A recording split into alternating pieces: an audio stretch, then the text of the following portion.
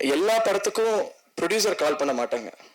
எனக்கு ஆடிஷனுக்கே first time வந்து producer கால் பண்ணார். அது எந்த படத்துக்கு எப்படி நடக்கும் தெரியாது. ஸோ அவர் கால் பண்ணும்போது ப்ராங்க் கால் நினச்சி நான் கூட சார் போங்க சார் சும்மா ஜோக் பண்ணிக்கிட்டு இருக்கீங்க, யார் சார் நீங்கள், நானே இங்கே ரோடாக தெரிஞ்சுக்கிட்டு இருக்கேன், நீங்கள் கால் பண்ணி ஆடிஷனுக்கு வாப்பான்னு கூப்பிட்றீங்க அப்படின்னு சொல்லிட்டு நான் திட்டிட்டு கட் பண்ணிட்டேன்.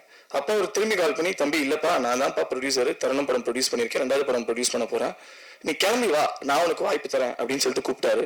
புகழ் sir thank you so much sir. So நீங்கள் கொடுத்த வாய்ப்பு தான். 3வது நாள் டைரக்டர் கால் பண்ணி வாப்பா நரேஷன் சொல்லிட்டு கூப்பிட்டு, அடுத்து நான் சென்னைக்கு வந்தால் நிஜமாவே ஆஃபீஸ், நிஜமாவே நரேஷன், நிஜமாக டைரக்டர், நிஜமாவே ப்ரொடியூசர் நரேட் பண்ணுறாங்க. ஸ்டோரி பிடிக்குது.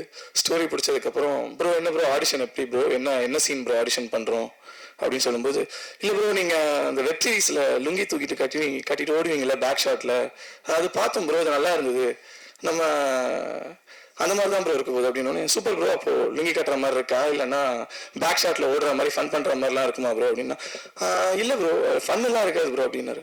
அப்போ நான் என்னதான் ப்ரோ பண்ணுவேன்னா, உங்களை வச்சு எல்லாரும் ஃபன் பண்ணுவாங்க ப்ரோ, அதுதான் ப்ரோ கேரக்டர் அப்படின்னு சொல்லிட்டு கூட்டிகிட்டு போயிட்டு நல்லா தேங்காய் எண்ணெய் ஊற்றி ஃபுல்லாக முழுக்குன்னு வரையுதோ அது லுக்கு காந்தி கண்ணாடி போட்டு உட்கார வச்சிட்டாரு. ஸோ ஆனால் சரியான சேடிஸ்ட் அவர்.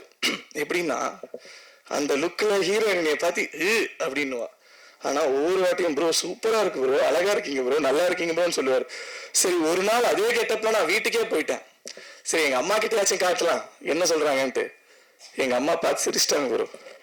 ஆனால் டெய்லி சிரிக்காமல் என்னைய பார்த்து அந்த லுக்கு நல்லா இருக்குன்னு சொன்ன ஒரே ஆள் நீங்கள் தான் ப்ரோ.